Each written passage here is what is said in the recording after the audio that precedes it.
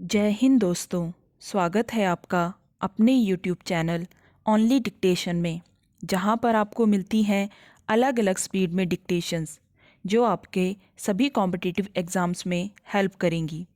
और यदि आपको इस डिक्टेशन की PDF चाहिए तो आप डिस्क्रिप्शन से डाउनलोड कर सकते हैं। तो चलिए शुरू करते हैं। 80 शब्द प्रति मिनट डिक्टेशन शुरू होगी 3 सेकंड बाद।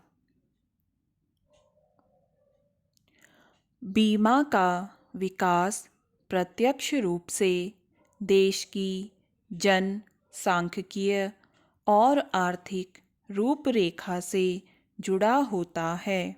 बीमा कंपनी व्यक्ति, समूह, परिसंपत्ति के अंतर्गत वित्तीय जोखिम उठाने संबंधी अनुबंधों का प्रस्ताव करती है, जबकि अन्य कंपनियां वस्तुओं और सेवाओं से संबंधित जुड़े व्यवसाय संचालित करती हैं। यद्यपि गैर बीमा कंपनियों द्वारा प्रस्तुत किए गए करार घंटे, दिन, महीने, वर्ष अथवा किसी व्यक्ति और परिसंपत्ति के लिए जीवन पर्यंत हो सकते हैं।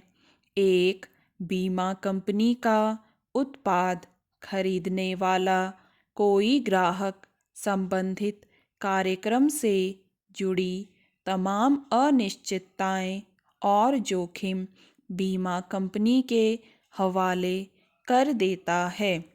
किसी भी आपदा और हानि के प्रति बेफिक्र हो जाता है।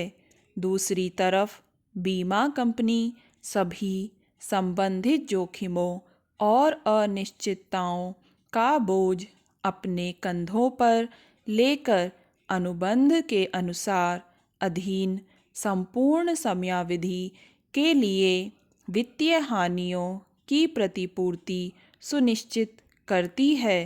बाजार में जोखिम बीमा कंपनियों के लिए अवसर होता है।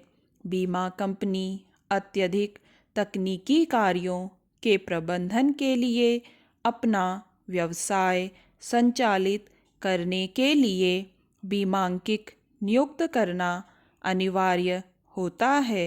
विकसित देशों में उच्च वित्तीय जोखिम माने जाते हैं, विशेष तौर पर बैंकिंग क्षेत्र में वित्तीय सेवाओं के लिए बीमाकर्ता नियुक्त किया जाता है। बीमा कंपनियां सामान्यतः उत्पादों की एक सीमा के साथ लघु और दीर्घावधि सभी प्रकार के वित्तीय जोखिमों के बारे में प्रस्ताव करती हैं। बाजार के अंतर्गत आने वाले सभी बीमा और निवेश उत्पाद जीवन बीमा, गैर जीवन बीमा की परिभाषा के अंतर्गत आते हैं, जो कि मुख्य तौर पर सावधि बीमा, आजीवन बीमा, वर्गीकृत बीमा, निवृत्त एवं पेंशन उत्पाद, सूक्ष्म बीमा, स्वास्थ्य बीमा, मोटर बीमा, समुद्री बीमा, अग्नि बीमा, इंजीनियरिंग बीमा और विमानन बीमा से संबद्ध होते हैं। पुनः बीमा व्यवस्था के अंतर्गत बीमा कंपनी अपने जोखिम का एक भाग दूसरी बीमा कंपनी को अंतरित करती है, पुनः बीमांकित कहलाती है।